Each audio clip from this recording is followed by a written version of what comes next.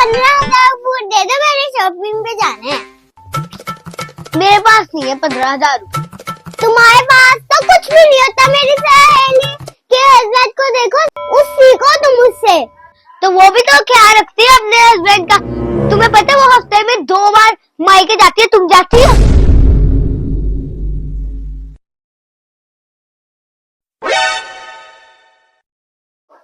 अरे सुनिए, मेरे साथ किचन में तो उसे काम भी करवा दिए।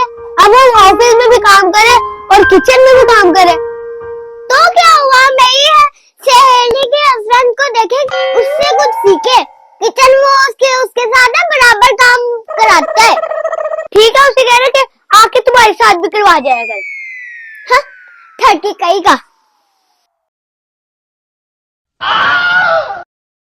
कितना गंद डाला हूँ मैं सहेली के। अच्छा से कुछ सीखो, ये नहीं थोड़ी सी साफ सफाई कर लो। अरे सीख लिया, तुम्हारी सहेली के हस्बैंड से सीख लिया। अच्छा, तुम तभी कपड़े तय लगा रहे हो। अरे वो ना तुम्हारी सहेली के हस्बैंड ने बाप की शादी कर ली, हम भी बस वही करने जा रहे, फिर सामान पैक कर रहे। अरे मेरा बड़े वाला बैग, कर बड़े वाला बैग। हम बता रहे तुम्हें, रुको जरा, मारे।